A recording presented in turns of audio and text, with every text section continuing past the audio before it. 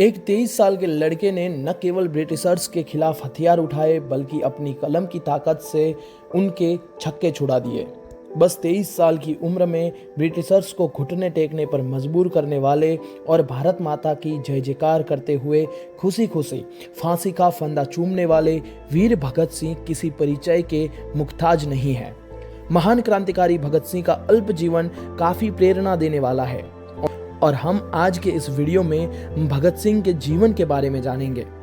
दोस्तों, भगत सिंह का जन्म 27 सितंबर 1907 में पंजाब के ल्यानपुर डिस्ट्रिक्ट के बंगा नाम गांव में एक सिख परिवार में हुआ। इनके जन्म के दौरान पिता किशन सिंह और चाचा अजित सिंह और स्वर्ण सिंह कॉलोनाइजेशन बिल का विरोध करने के कारण जेल की सजा काट रहे थे। भगत सिंह का पूरा परिवार भी भारत की आज़ादी के संघर्ष में शामिल था, इसीलिए इनका बचपन स्वतंत्र सेनानियों में बीता और भगत सिंह के मन में भी छोटी उम्र में ही देश की आज़ादी का सपना घर कर गया था। भगत सिंह बचपन से ही आक्रामक स्वभाव के थे, इसी के लिए वे बचपन से ही अपने दोस्तों के साथ युद्ध करने वाली गेम खेला करते थे। ये बचपन से ही हर किसी को अपनी तरफ आकर्षित कर लेते थे। जब इनकी शिक्षा की बारी आई तब उन्होंने लाहौर की ब्रिटिश गवर्नमेंट स्कूल में दाखिला लेने से सख्त मना कर दिया और अपना एडमिशन दयानंद एग्लो वैदिक स्कूल में लिया। भगत सिंह पढ़ने में काफ़ी होशियार थे। वो अपनी कोर्स बुक के अलावा देश विदेश की मशहूर किताबों का अध्ययन भी करते थे। लेकिन भगत सिंह का जीवन का नया अध्याय तब शुरू हुआ जब 13 अप्रैल 1919 को जलियांवाला बाग हत्याकांड हुआ। इस भयानक त्रासदी से 12 साल के भगत सिंह को इतने आहत हुए कि वे अगले दिन अमृतसर के लिए रवाना हो गए। जलियांवाला बाग पहुंचते ही उन्होंने चारों तरफ खून से लथपथ लाशों का भयानक मंजर देखा। इस घटना से उनके अंदर ब्रिटिशर्स के खिलाफ अत्यंत क्रोध और बदले की भावना उत्पन्न हुई और वापस लाहौर आने के बाद उन्होंने ब्रिटिशर्स को भारत से मार भगाने का प्रण ले लिया और भगत सिंह को पूर्ण विश्वास था कि गांधी जी अपने अथक प्रयासों से ब्रिटिशर्स को मार भगाएंगे। इसीलिए जब गांधी जी ने नॉन कोऑपरेशन मूवमेंट लॉन्च किया तब भगत सिंह ने भी इस आंदोलन में भाग लिया था। भगत सिंह खुलेआम अंग्रेजों को ललकारा करते थे और गांधी जी के कहने पर ब्रिटिशर्स की किताबें जला दिया करते थे। भारत में नॉन कोऑपरेशन मूवमेंट को फुल सपोर्ट मिल रहा था और सबको एक ही आशा थी कि अंग्रेज भारत को जल्द ही छोड़कर चले जाएंगे। लेकिन जब चौरी चौरा कांड के कारण गांधी जी ने नॉन कोऑपरेशन मूवमेंट आंदोलन को वापस ले लिया था, तब भगत सिंह इस फैसले से काफी निराश हुए थे। फिर उसके बाद उन्होंने क्रांतिकारी मार्ग चुना और उन्हें लगा कि नॉन वायलेंस और शांतिपूर्ण आंदोलन से भारत कभी आजाद नहीं हो पाएगा। और यहीं से शुरू होती है भगत सिंह के साहस और बलिदान की कहानी। दोस्तों, उनकी कॉलेज से ही भगत सिंह की मुलाकात सुखदेव और भगवती चरण जैसे कई क्रांतिकारियों से हुई और उनकी गहरी दोस्ती सुखदेव के साथ हुई। उस समय आज़ादी की लड़ाई चरम सीमा पर थी और ये वो वक्त था जब अंग्रेजों का भारतीयों के खिलाफ अत्याचार बढ़ रहा था। ये सब देखकर भगत सिंह ने अपनी पढ़ाई को छोड़ दिया था और वो खुद स्वतंत्र संग्राम में जुड़ गए थे। देश की आज़ादी के लिए भगत सिंह युवाओं को जागरूक करना चाहते थे। तब 1926 में भगत सिंह ने लाहौर में कीर्ति किसान पार्टी ज्वाइन कर ली थी। कीर्ति मैगजीन के लिए वो काम करते थे। शुरुआत में भगत सिंह ने अंग्रेजों के खिलाफ आक्रामक लेख लिखना शुरू किया और पैम्पलेट छपवाए और ज़्यादा से ज़्यादा लोगों को अंग्रेजों के खिलाफ बगावत करने के लिए एकजुट करना शुरू किया। इस दौरान भगत सिंह ने अपनी खुद की पार्टी बनाई। उसका नाम उन्होंने नौजवान भारत सभा रखा। इस पार्टी का काम था युवा लोग और वर्कर्स को इकट्ठा कर अंग्रेजों के खिलाफ जंग छेड़ना। दोस्तों, 1927 में काकोरी कांड को अंजाम देने वाले हिंदुस्तान रिपब्लिकन एसोसिएशन के कुछ क्रांतिकारियों को अंग्रेजों द्वारा सजा सुनाई दी गई, जिसके साथ राम प्रसाद बिस्मिल और 4 लोगों को फांसी और अन्य 16 लोगों को आजीवन जेल की सजा सुनाई दी गई। उसके बाद भगत सिंह और हिंदुस्तान रिपब्लिकन एसोसिएशन के प्रमुख चंद्रशेखर आजाद दोनों ने मिलकर नौजवान भारत सभा और हिंदुस्तान रिपब्लिकन एसोसिएशन, इन दोनों पार्टियों को एक कर दिया गया और इस पार्टी का नाम हिंदुस्तान सोशलिस्ट रिपब्लिकन एसोसिएशन रखा गया। दौरान साइमन कमीशन भारत में आया और पूरे देश में इसका विरोध किया गया।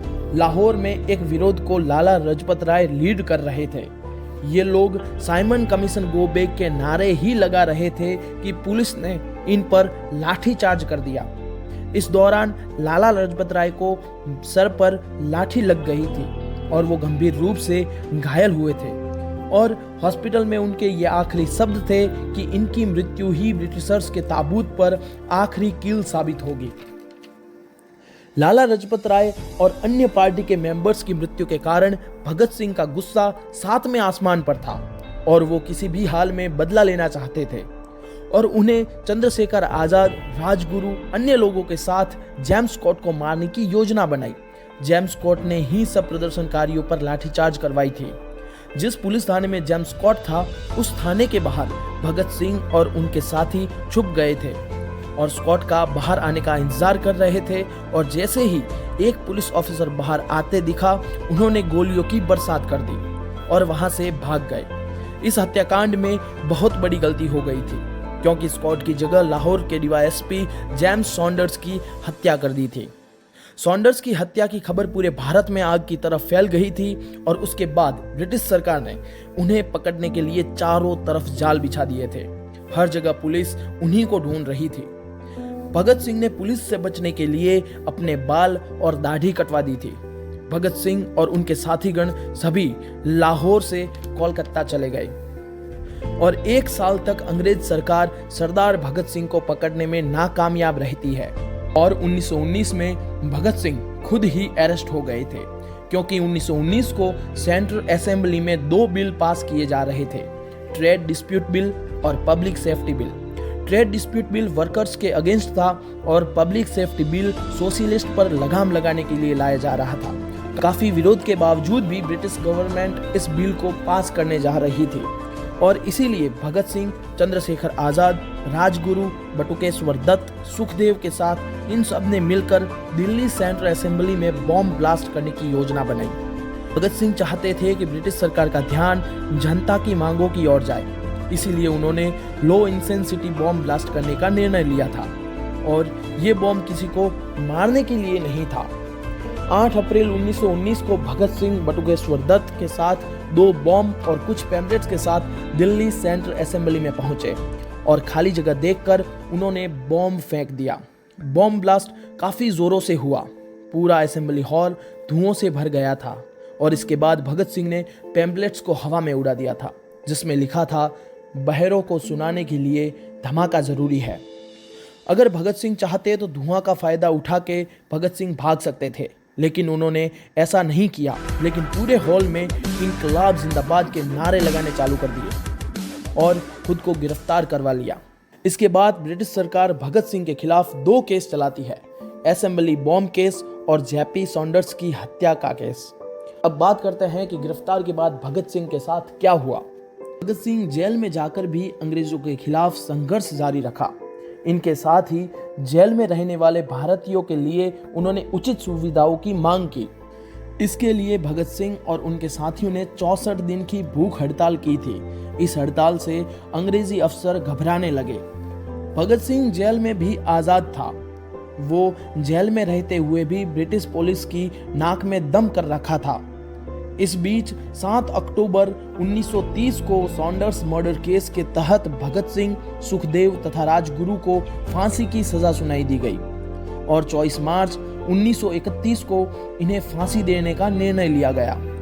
ब्रिटिश सरकार के इस निर्णय से पूरे भारत में शोक की लहर छा गई और भारत के कोने कोने में भगत सिंह की रिहाई के लिए लोग प्रदर्शन करने लगे।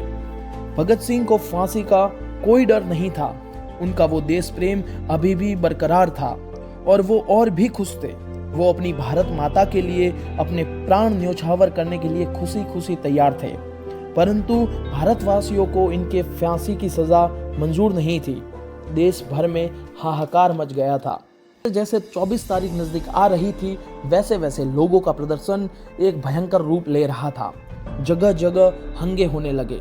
ब्रिटिश सरकार को लगा कि कहीं ये फैसला उन्हें वापस ना लेना पड़े, इसीलिए ब्रिटिश सरकार ने भगत सिंह की फांसी देने की तारीख 24 की जगह 23 मार्च कर दिया।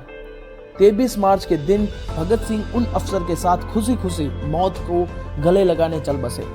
फांसी के तख्त पर चढ़ने के बाद भगत सिंह ने अपने हाथ पर रस्सी बांधने और चेहरे पर काले कपड़े से ढकने से साफ साफ मना कर दिया। ब्रिटिशर्स ने इनके हाथों को तो नहीं बांधा, परंतु उनके सर को कानून के नियम अनुसार ढक दिया था। इसके बाद भगत सिंह ने इनकलाब जिंदाबाद का जयघोष करके शाम 7:33 पर अपने साथी राजगुरु और सुखदेव के साथ फांसी के फंदे को खुशी खुशी चूम लिया। इसके बाद भारत माता के इस वीर सपूत को वीर गति प्राप्त हुई। तो दोस्तों, ये थी वीर भगत सिंह की कहानी। इस कहानी में हमने भगत सिंह के जीवन और आज़ाद भारत के निर्माण में उनकी अहम भूमिका को समझने का प्रयास किया। तो दोस्तों, आज के लिए इतना ही। अगले वीडियो में फिर मिलूंगा। तब तक के लिए जय हिंद, भारत माता की जय।